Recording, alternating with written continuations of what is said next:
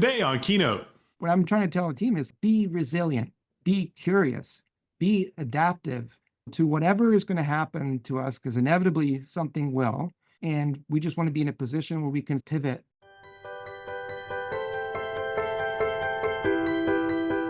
My name is Bill Russell. I'm a former CIO for a 16-hospital system and creator of This Week Health, where we are dedicated to transforming healthcare one connection at a time. Our Keynote show is designed to share conference-level value with you every week. Now, let's jump right into the episode.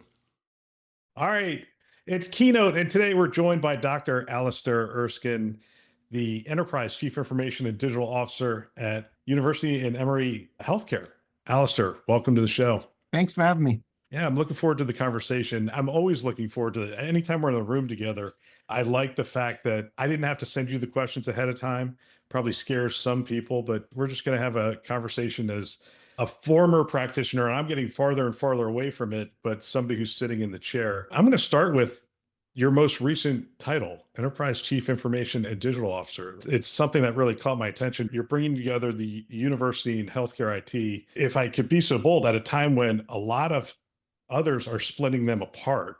And I'm curious, what made you and Emory swim against the current a little bit on that one? It's a great question, and there's a lot to unpack there. Number one, I would say as a physician, getting the technical space and ultimately getting a CIO job, that was a bit unusual. Most of my colleagues don't go into this space. Then when it came time to take on the oversight of technology at the university, it turns out it didn't work in my favor because it was more that healthcare was going to take over what the university was doing. So I had to bring out the non-healthcare aspects of my training, MBA, philosophy major, those kinds of things, to be able to make the case that, no, I can actually speak to all sides when it comes to academia, science and research, and healthcare delivery. I think the reason that Emory is choosing to go in this direction is actually very deliberate.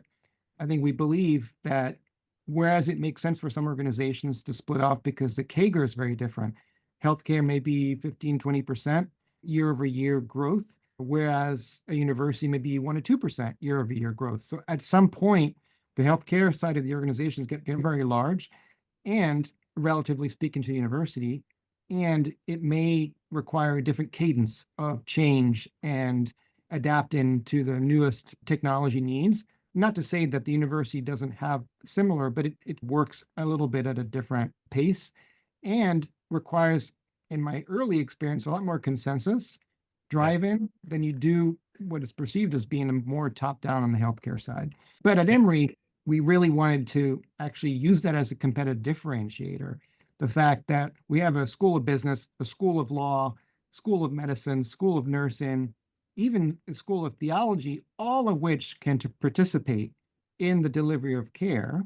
And all those clinicians that are doing that can participate in the teaching of the health domain in those relative schools. And that we have a health science center, which is a combination of school of medicine, nursing, and public health, with some important labs like our brain health lab that does a lot of Alzheimer's work, and our global diabetes lab that does a lot of diabetic work, and a primate center, makes for a pretty interesting ecosystem that kind of goes back to really what an academic medical center was designed to be. It's interesting. In my previous life, I was a CIO for a university, and I was a CIO for a health system. And I'm curious, do you accentuate what's the same about the two, or do you accentuate what's different about the two? You're focused on experience either way. You have patients, you have students, you have business processes around it, you have research processes, you have teaching. There's a lot of similarities, but there's also some differences. What do you accentuate? I tend to accentuate more what's similar, because the knee-jerk reaction in engaging is the fact that we're also incredibly different. When it comes to things like technology, whether it's thinking about enterprise architecture, service desk, project management, DevOps, device support, those kinds of things are really just not that different. People need computer or keyboard, they need the software, they need data and so forth. Those parts are very similar, and helping people understand that can come from a core function within IT that can be distributed to all, whether it's academic, health science, or healthcare. And in fact, that's how we've organized the shop. There are really 4 pieces of Emory Digital. One is the core, And then the other three are healthcare, health science, and university. So the healthcare side manages everything healthcare. Health science is where there's a combination of research and schools of health. And the university is your standard university, both professional schools, undergraduate schools, and graduate schools. But the core is made up of what you'd expect: a chief technology officer, a core CIO, a data officer, and then the office of CIDO. So those functions are all the functions that hydrate all those different domains. Do you see, as you're looking at innovation, do you see the innovation in one touching the innovation on the other side? We have ambient listening and we have computer vision. We have all these things that are emerging on the healthcare side. I'm curious, you talk about the different pace at which things get adopted, but I'm curious if the innovation's starting to seep across. Yeah, in fact, it's usually at the intersection between two kind of arbitrarily chosen domains that most of the innovation pops out. It is those things that we do in healthcare that are more routine, that are new and different in the academic side. And same thing on the academic side, things that are routine that are more unique and different on the healthcare side. So we can look at each other's ways of practicing and identify opportunities and new ways of thinking about addressing an old problem. I think that if we think about it just even purely from a data perspective, there may be data eluting from equipment in a wet lab and DNA sequencers and some other aspects of research that may occur. On the healthcare side, there'll be electronic health record data, both structured and unstructured. And when you pull back, and if you're able to say, okay, this one patient had this EMR data, had these clinical notes, had that genetic test, had these various different findings in other omics domains and digital pathology and imaging domains, and I can tie this all back to one person, I can take that and put it into a GPT analytic environment like a Microsoft data fabric. And I bet I'm going to stumble upon new things people haven't seen yet. I bet I'm going to get to early diagnoses in some cases, and I bet I'm going to get to new diagnoses that don't exist today, just from being able to look and thread through all that data with a GPT, despite the fact that all the data is very different one from the other, but it still ties back to one human. I think you'll appreciate this. So I took all your interviews for the last like year and a half and I put them through essentially a large language model. I'm like, I don't want to ask the same questions everybody else is asking. And it was interesting. I'm going to put some of this stuff in front of you, and I guess we'll find out if it actually made mistakes or not as we go This is through. great. I'm glad I didn't say just pass. Don't talk to this guy. He's got absolutely nothing. He's all over the place. But I do want to follow up on something we talked about in our last interview first. It's the rounds. It fascinates me that you did this and streaming rounds approach. And it's cool because it solves a couple of problems: remote work teams, connecting those teams, frontline insight, all those things. What I thought I'd do a little different on this one is take me inside one of those rounds. What is happening on one of those rounds? It's actually a perfect example because we rounded in the student campus life environment. So I Really? took the round in and took it to the university because I wanted to do the same thing. Basically, it's my way of being able to understand what's happening in the front line. It's my way of being able to help my Emory Digital new team that is made up of lots of university folks and lots of healthcare folks together to be able to understand better what the life of a student is. So the way it works, 8 o'clock in the morning, we show up. My assistant, Grace, bless her, is the camera woman. And she has a gimbal with an iPhone on it. And she has these little remote microphones that we all clip onto ourselves and to our guests. And we have a bit of a sense of, okay, we're going to have a conversation for half an hour, 45 minutes here about the general topics. And then we're going to go round and look and feel and talk to students, talk to faculty, whatever it may be.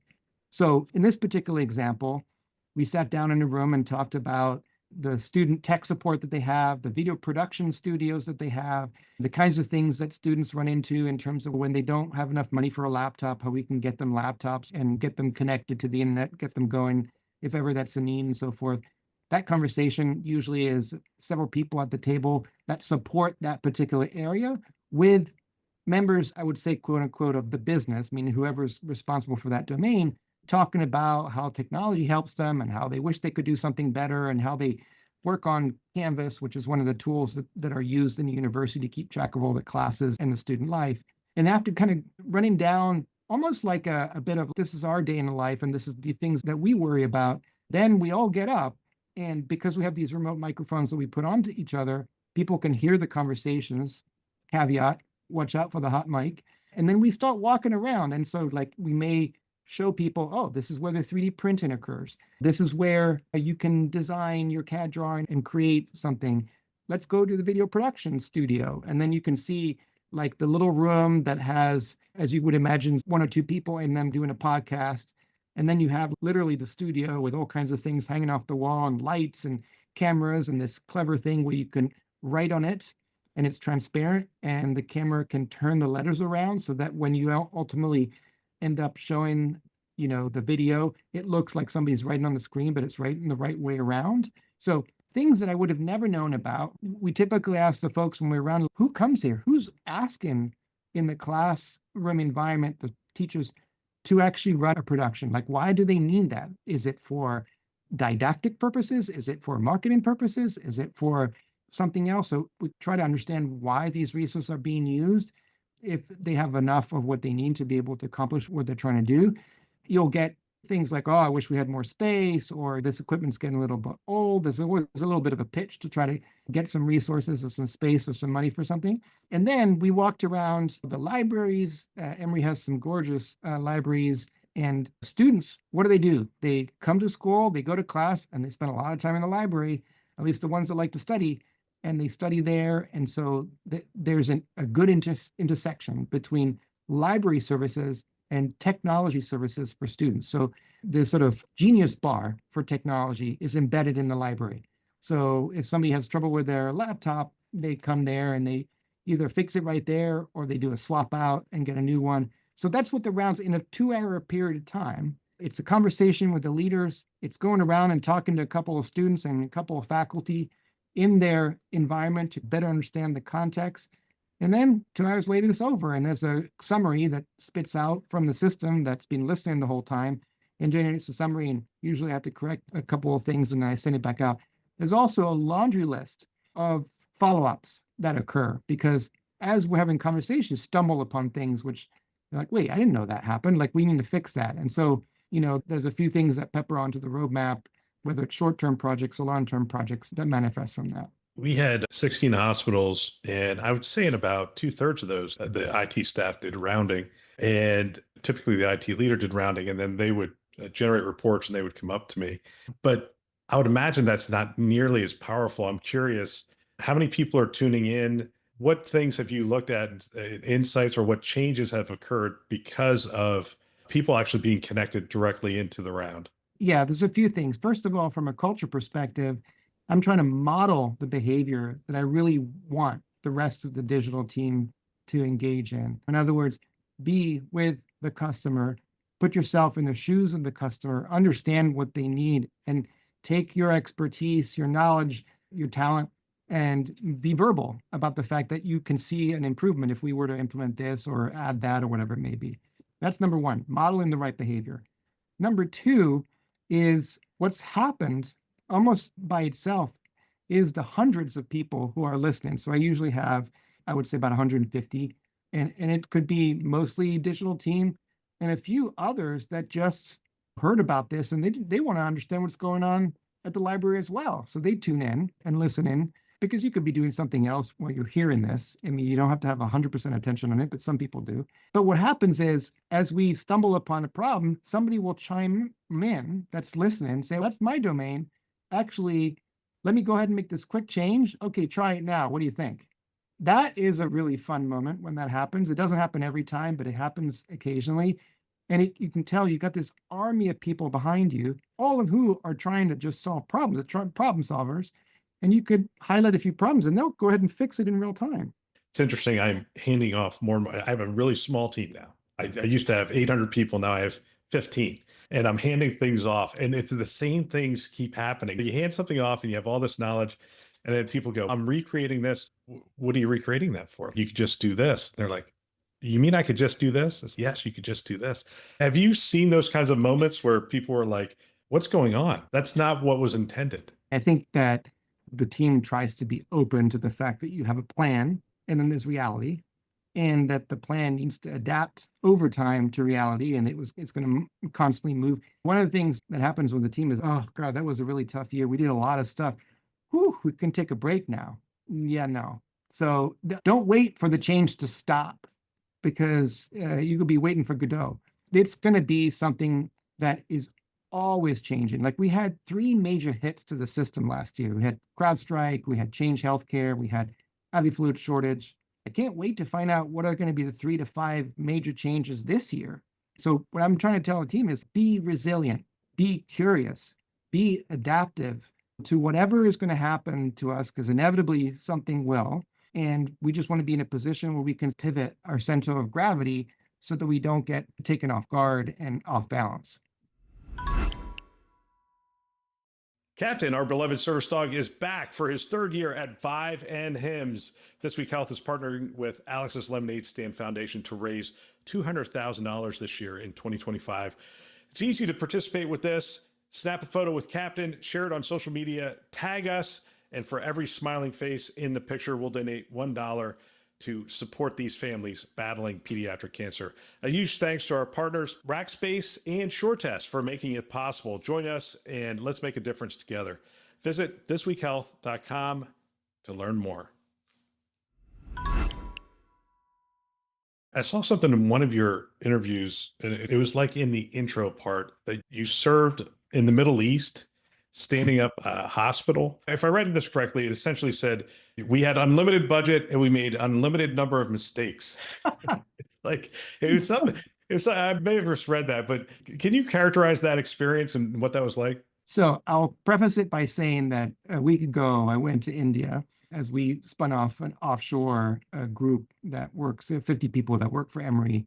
And we can talk about that later. But on the way to India, I stopped off in Doha in Qatar and was able to get off the plane, spend 10 hours in Qatar, and then get back on the plane. You were able to leave the airport. I went straight to this hospital called Sidra Medical and Research Center because I'd never seen it in the opened state.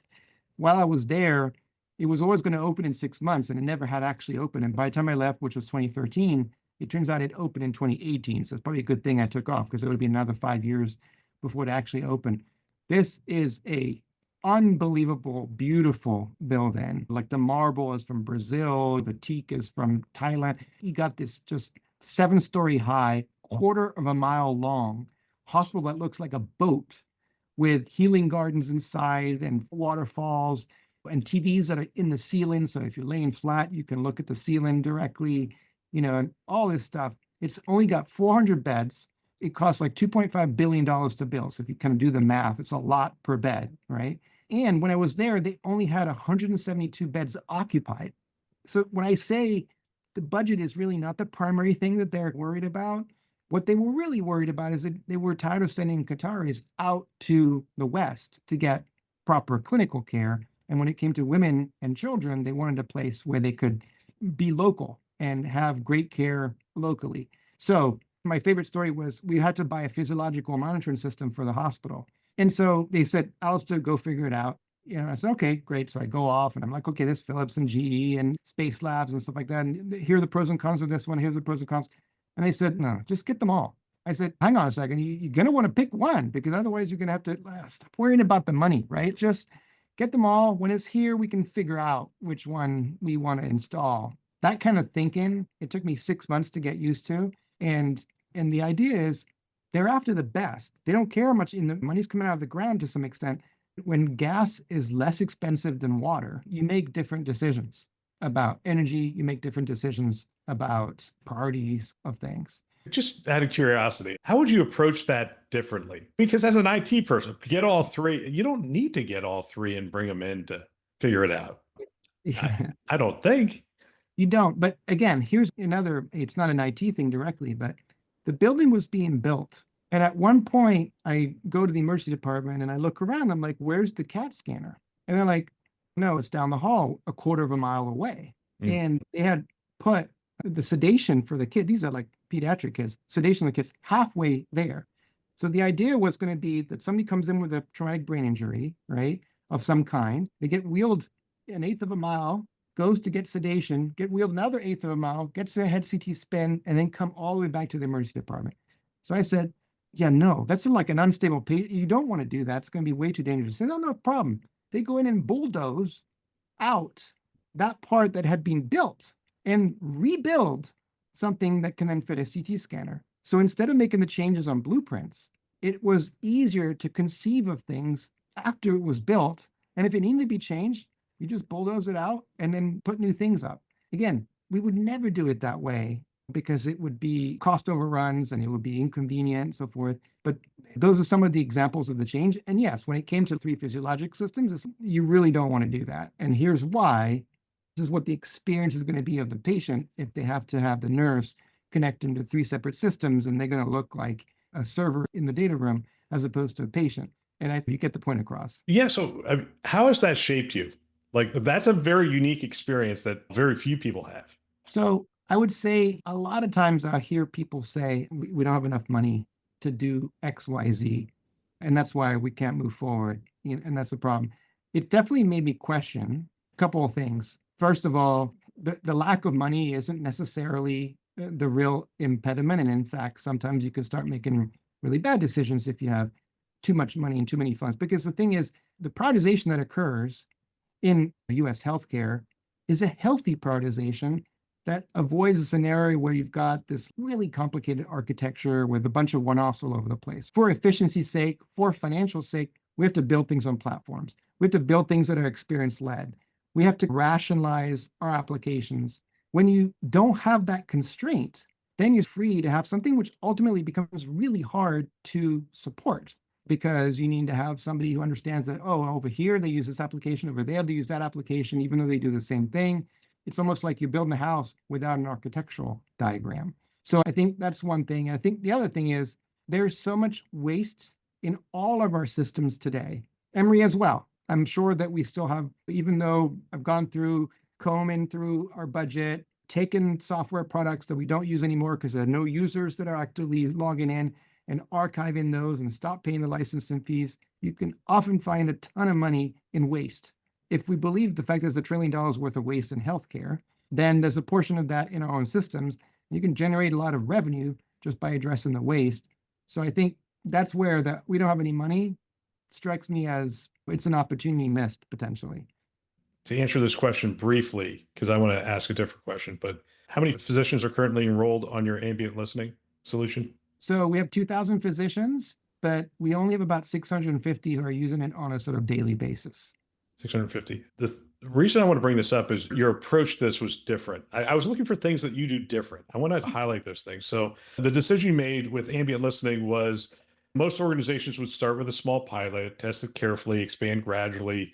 But you made a decision, at least from here, it appeared that you made an enterprise-wide decision from the beginning to make it available to everybody. Take me inside that decision in that moment. So this was I should say relatively earlier on in the process, was like June of 2023, before there was a big explosion and everybody was talking about AI scribes. And I understood what the technology did. I had followed it, but it hadn't gotten to this level of sophistication. This is right when DAX Express came out. And understanding what the technology did, it struck me that this is something that most people are going to benefit from, not necessarily that most people are going to go after and want, as I'll explain the difference. Knowing that, what I didn't want to do is constrain that project by me premeditating who was going to benefit from it. I wanted there to be enough degrees of freedom and in fact, that's what we did. We spread it to 20 different doctors, all from different specialties to start. Then we measured who was actually adopting more than the other. And we went to those departments and said, okay, you guys can be all in for those departments because the 1 or 2 doctors are using it a lot. Therefore, we know there's a potential value. Then after going to those departments, we went through the process of embedding it into Haiku so that it was really easy to get to. You didn't have to do anything extraordinary. And once it was in Haiku, it went to everybody. And now the only barrier to entry, so now we have about essentially a third of the doctors that are on it. I find that at least for Ambient, for us, our experiences, 1/3 are going to go on their own. The second third are going to have to go on by coaxing them to go on. And the third are not going to go on because it's really not compatible with the way they practice. Like an ophthalmologist doesn't talk a lot to the patient. There's nothing to record. They're looking in the eyeball and they're doing all kinds of tests. There's not a lot of verbal stuff that's coming out, so it's hard to capture. So I think we're now, having completed the first third, we're going after the second third. We're now actually on a campaign. We're looking at people who are staying up until 1 o'clock in the morning, trying to do their documentation. and proactively going out to them. We're going to start pushing it. You made the bet to go enterprise. So you had to license it enterprise wide. I licensed it with tiers. We tagged it to the attending physician. So whether you're a resident, a nurse, whatever, all that didn't count. Only if you were an attending physician. And it was like 1,000, 2,000, and above 2,000. Got it. Until you got to those levels, you were paying whatever tier that you were paying. That And at makes the sense. time, we didn't really know how much this thing cost, right? So it was too early to have really found its point. And here's the other thing that was really important. We paid our license fee, but what we really wanted to do with our particular vendor is we went all in with the co-development. Like we were the test bed. They would come with their engineers, they would watch what we're doing, they go back and code some more, they come back, we would provide feedback on, the neurosurgeon really doesn't say things that way, they say things this other way, this is the language they use. They would tweak. We wanted to be part of the team that helped give very concrete and frequent daily, weekly feedback so that the product got better, because it only just helped us and everybody else who was using that product. Do you look for those co-development relationships or just Every single time, every time. In fact, the approach is to say, what can I do? And this is not the typical CIO, because I've seen sometimes CIO is going to beat up the vendor. To me, it sounds totally antithetical. If you want to get a good deal, of course, but at the same time, it's like, what can I do to make the vendor better? Because whether it's investing in them so they can, and through arbitrage, by the fact that a large academic medical center with a great name is choosing them, is going to make the valuation go up. And then as other people use them, the valuation is going to go up. So it'll be good for them and it'll be good for the organization that invests in them. But also, if I choose a product, I want it to be as great as possible. What motivation do I have not to try to help?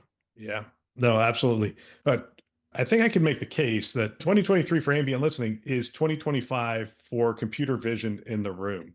But how do you approach it differently than maybe you did ambient listening?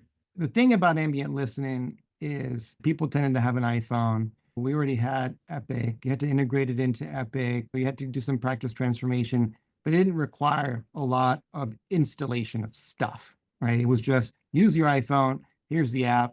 Now you can go talk, and your note went up in Epic.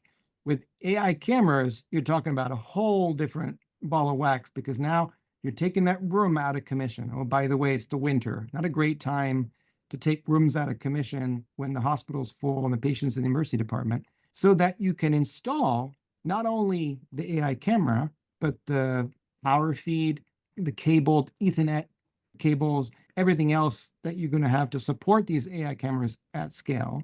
And then you have to go through a process of teaching, changing your admission, consent to treat, changing the way that the nurse introduces the patient to the room by letting them know this thing is on 24/7. Don't worry, the LiDAR sensor can't tell who you are. This is what it sees, right? So it's private because LiDAR doesn't find any identifiable things. But if we want to turn on the camera, you'll get 45 seconds to say yes or no. If it's an emergency, if you're having a heart attack, don't worry, we'll blast through it. But there's a lot of nursing and patient expectations that, what do you mean you got a camera in my room? Are you monitoring me? And what? Yes, you're sick, you're in the hospital. We want to make sure that we bring the best care to you possible. And we want to make sure AI is right next to us so that if you're about to fall out of bed, it tells us before you get hurt. And Right. so there's a number of things, practice transformation across many different clinicians, not just one doctor and one iPhone, and facilities involved in the installation.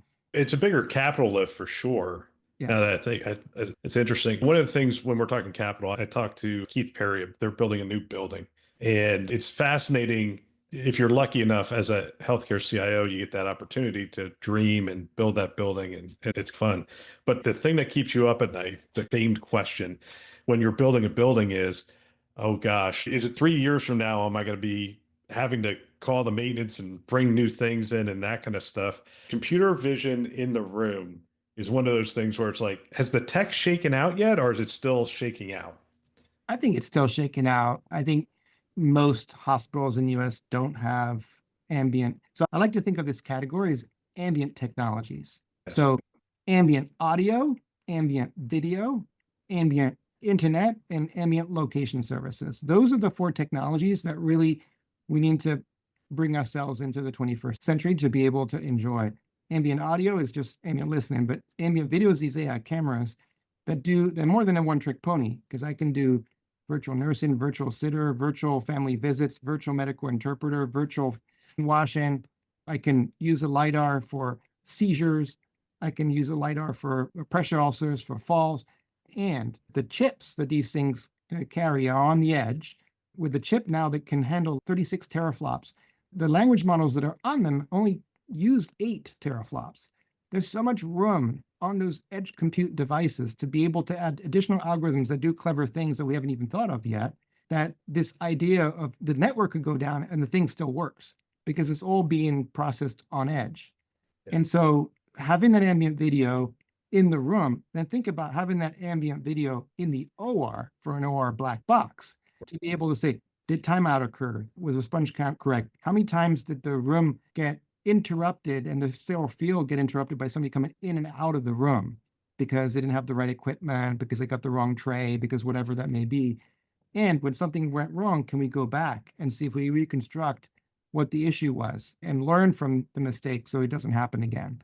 We are going to be able to tell people's facial expressions, how they feel, how fearful they are. There's already technology out there, another algorithm that you could stick onto that edge compute chip that looks at the patient's facial impressions to be able to get sentiment and feeling. So, you know, if you walk into a patient's room, whether they're either anxious or whether they're angry or whether they're not worried when they should be, or whatever it may be. That was the hard part of the interview. There are things you say in the 229 meetings and other places that I'm like, man, I want to make sure that gets elevated. So if somebody listens to our conversation, I want to make sure. You talked about this trickle feedback, and I found it really fascinating and very manageable. And I think it's a way for the voice of the organization to really be heard all year round and to really have an impact. Talk a little bit about that approach and how it leads to culture within your organization. So just the end outcome of this is that you get a dashboard that you can slice and dice data and find out how do all the nurses at this hospital feel about a system. That's the general sense of, we now call it Emory Engage, but it's the trickle feedback concept. So that's the product. Now, what's the process to get to that data? The process is every day we take the entire corpus of users at Emory, so let's say 50,000 users, and we divide that by 365.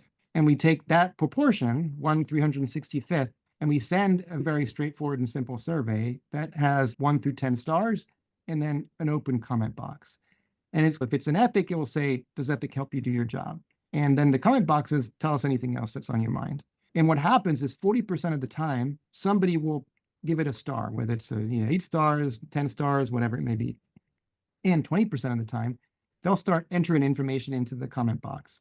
Sometimes it can be paragraphs, a rant, frustration they may have. Sometimes they're very happy. Oh, I've been to another Epic client. This one's the best one I've had so far. It runs the gamut. But because they're entering text and they're providing a numerical value, almost like an NPS score, you can then, because they're logged in, who they are, what department they are, and so forth, you can start slicing and dice the data by role, by facility, location, etc. And to the person that's sitting down on the Epic team configuring ASAP for the Emergency department, they just look up Emergency department users and they start reading through all the comments, because it's excluding everything else and only showing you the comment for Emergency department. It could even be down to Emergency department in this particular hospital. And they get a sense as to what the front line is complaining about. So the challenge I think that we have is, because there are 50,000 people, we have to function with a bunch of filters and interpreters that collect that information until eventually it makes it up to the point where we can get organized and work on the thing that's going to be the most effective. But in that process, we lose a little bit the voice of the customer. So this is a way to be able to completely unvarnished voice of the customer, try to capture that. And then the clever thing is, now that they've done this, we can use AI to respond. What the team has figured out now is, when they get a comment, they can do sentiment analysis on the comment.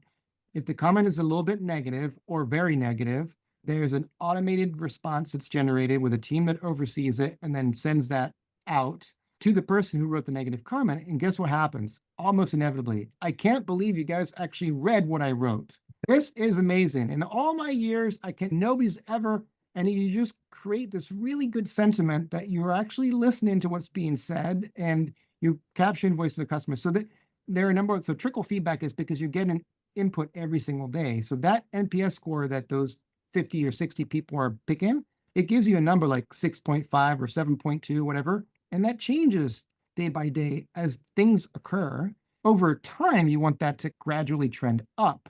But if you put a big upgrade in and suddenly it drops by 2 points, you screw something up. You're going to hear about it. So I'm only going to get one survey a year, one Yeah. 365th. Okay. And just 2 questions, simple, not 500 questions once a year, right? That's the way we survey people today. The idea is to make it super small and free text. So that you write what do you want to write, not what you're wrangled and forced to answer. And large language models just made your life a lot easier with that, which is pretty. Look, I've sat on survey teams before and we're trying to get the right wording and stuff. And 8 to 10 weeks later, we've argued over should that be and, comma, or whatever. And you're saying you can come up with just 2 questions that get you the sentiment that you want. That's how it works. And we use that to be able to provide evidence, for example, to our experienced counsels of this is what we're hearing from the end users. And they can look it up themselves. And the themes are pretty evident. People will complain about login and people will complain about complexity of the system. They'll complain about slowness. They'll like thematics come up and you can address those big thematics in a clever way. But it's that individualized response to the people who are initially unhappy. That really blew me away when I started seeing the positive feedback that came from somebody who was not happy. Alistair, this is one of those occasions where I'm sad I'm not Joe Rogan, because we'd have another, after the commercial break, we'll be back for our next hour with Alistair and we'll just go into more details. We could talk a bunch more, I'm sure. And I look forward to catching up with you again. I want to thank you for your time. It's my pleasure. Always a pleasure to talk to you, Bill. I appreciate it. Thanks for listening to this week's Keynote. If you found value, share it with a peer. It's a great chance to discuss and in some cases start a mentoring relationship. One way you can support the show is to subscribe and leave us a rating. Love it if you could do that. Thanks for listening. That's all for now.